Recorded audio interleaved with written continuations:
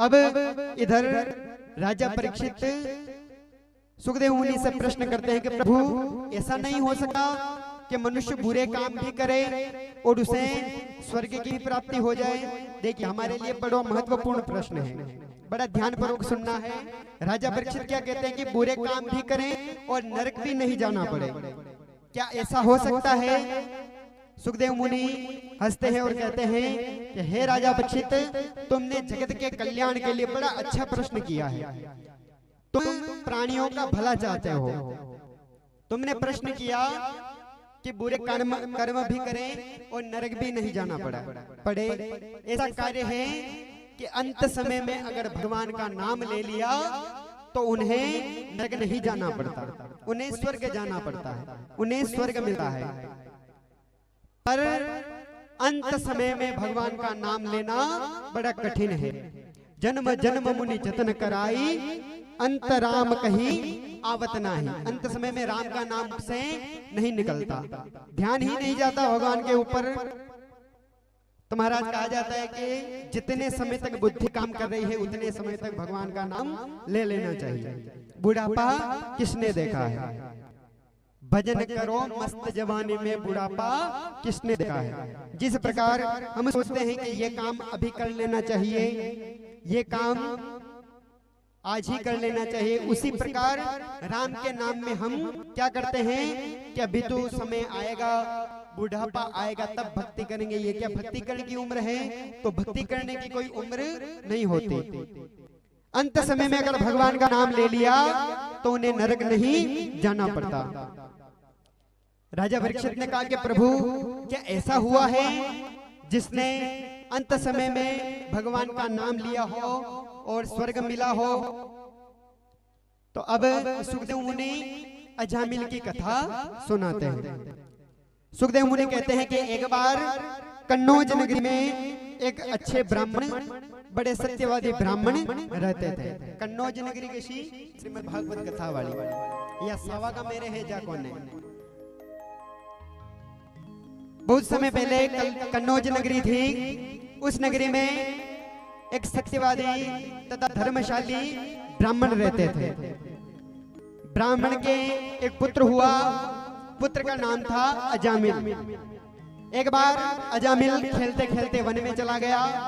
One में जाने के बाद में उसने एक शूद्र दंपति को संभोग करते हुए देख लिया। अब महाराज देखते ही बुराई नेत्रों के द्वारा प्रवेश कर जाती है। बुराई हमेशा नेत्रों के द्वारा प्रवेश करती है। हमेशा अच्छी चीजें देखनी चाहिए, क्योंकि कहा जाता है आग बिगड़ी तो मन बिगड़ा, मन बिगड़ा तो चरित्र बिगड़ा, और चरित्र बिगड़ गया तो पूरा जीवन ही बिगड़ गया। इसलिए बुराई हमेशा आंखों से प्रवेश करती है। हम हमारे घर के बाहर ताला लगाते हैं कि चोर नहीं घुसे, लेकिन क्या चोर के लिए ताला तोड़ना कठिन काम है? नहीं है। चोर ताला आसानी से तोड़ सकता है, लेकिन ताला क्यों लगाते हैं? ताकि जो अच्छे कर्म करने वाले हैं उनकी नीयत नहीं बिगड़े। हम यही सोचते हैं कि ताला इस प्रकार लगाया जाए कि जो अच्छे व्यक्ति हैं उनकी नीयत नहीं बिगड़े। बाकी जो चोर होते हैं उनके लिए ताला तोड़ना मुश्किल काम नहीं है, वो चोरी कर सकता है। तो महाराज हमेशा बुराई आंखों द्वारा प्रवेश करती है, अच्छी चीजें देखनी चाहिए। अब अजामिल के मन में बुराई ने प्रवेश कर लिया। धीरे धीरे समय बीता। पिताजी तपस्या करने के लिए वन में चले गए। अजामिल बड़ा हुआ, युवावस्था में आया, मांस मदिरा तरह तरह के बुरे काम करने लगा। अन्य स्त्रियों को घर में लेकर आ गया। अब कुछ दिन बाद, कुछ वर्षों बाद एक बहुत बड़े संत महात्मा उस नगरी में आते हैं। नगरी में आने के बाद एक व्यक्ति से कहते हैं कि देखो मुझे बहुत दूर जाना है, रात्रि का समय होने वाला है, तो मुझे एक रात के लिए शरण चाहिए। अगर तुम्हारे गांव में कोई ब्राह्मण हो तो उनका घर बताओ, मैं वहां रुकना चाहता हूं। व्यक्ति ने कहा कि ब्राह्मण तो है पर उसमें गुण ब्राह्मणों वाले नहीं है। ब्राह्मण हमेशा गुणों से कहा जाता है। केवल जाति में जन्म होने से ब्राह्मण नहीं कहलाते, कर्म भी ब्राह्मणों वाले होने चाहिए। पहले के समय में केवल 4 प्रकार की जातियां हुआ करती थी, ब्राह्मण, क्षत्रिय, वैश्य और शूद्र। ब्राह्मण अगर शिक्षा का काम किया जाता था तो उसे ब्राह्मण, अगर देश की रक्षा करनी है, राजपाट चलाना है तो वो क्षत्रिय, अगर व्यापार इत्यादि करना है तो वो वैश्य, और अगर इन तीनों की सेवा करनी है तो वो शूद्र। केवल 4 प्रकार के वर्ण थे और वो भी कर्मों के आधार पर बटे हुए थे। अब है तो ब्राह्मण, लेकिन उसमें ब्राह्मणों वाले गुण नहीं है। ब्राह्मण संत ने कहा कि मुझे तो एक रात रुकना है, भले ही कोई सा भी ब्राह्मण हो। अजामिल के पास जाते हैं, अजामिल कहते हैं कि ले लो एक कौन सा भी कमरा, रुक जाओ, मुझे क्या काम। एक कमरा दे देते हैं, खाने के लिए भोजन दे देते हैं। वो महात्मा पूरी रात वहीं रुकते हैं और रात भर में अपने योग विद्या बल से पता लगा लेते हैं कि अजामिल में किस प्रकार बुराई ने प्रवेश किया और किस प्रकार अजामिल की ये अवस्था हो गई। प्रातःकाल होता है, संत महात्मा जाने लगते हैं। अजामिल से कहते हैं कि मैं अब चलता हूं। अजामिल कहते हैं पधारो। संत ने कहा कि मेरे कहने से तुम क्या एक कार्य कर सकते हो? अजामिल ने कहा क्या? कि काम करो, मेरे कहने से मुझे पता है कि तुम्हारी जो सबसे छोटी पत्नी है वो अभी गर्भ से है, तो तुम्हें जो पुत्र होगा, तय है कि तुम्हें पुत्र की प्राप्ति होगी, तो तुम्हें अब जो पुत्र होगा उसका नाम तुम नारायण रखना। अजामिल ने कहा बहुत लोगों की बातें मानी है, इनकी भी बात मान ही लेते हैं, ठीक है मैं नारायण नाम रख दूंगा। अजामिल महात्मा को जाने के लिए कह देते हैं, महात्मा चले जाते हैं।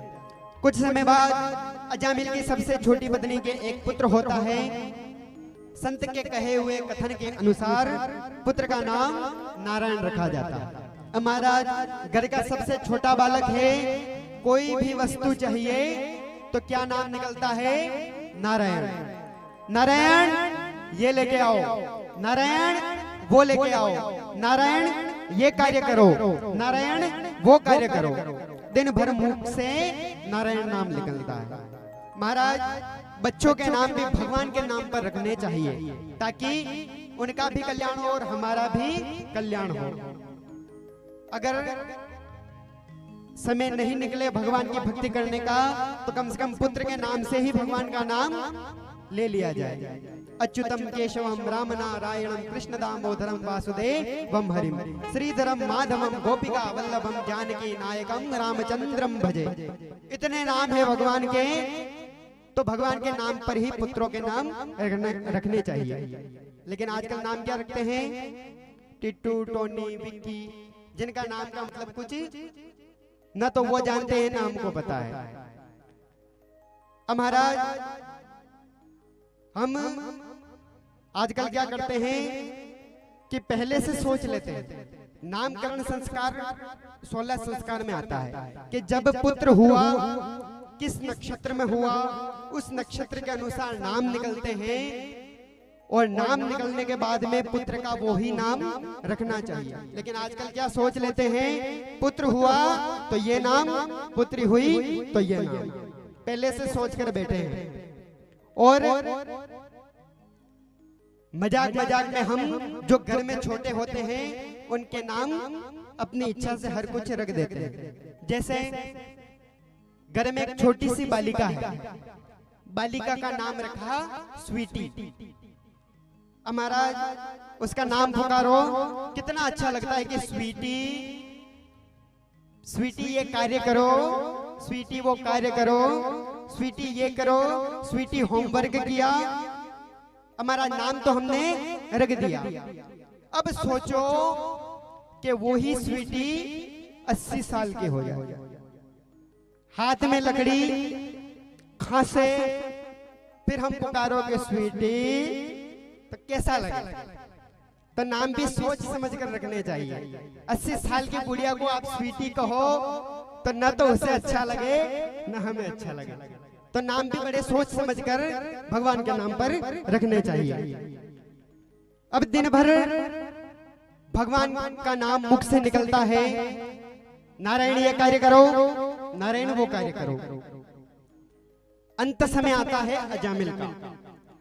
अंत समय आया, यम के दूत लेने के लिए आते हैं। यम के दूत अजामिल को दिखाई पड़ते हैं। जैसे ही यम के दूतों पर अजामिल की नजर पड़ती है, तुरंत पुकारते हैं कि हे नारायण मेरी रक्षा करो, हे नारायण मुझे बचाओ। अब महाराज इतना सुनते ही भगवान दौड़ पड़ते हैं और यम के दूत भगवान को देखकर भाग जाते हैं। बोलिए लक्ष्मीनारायण भगवान की।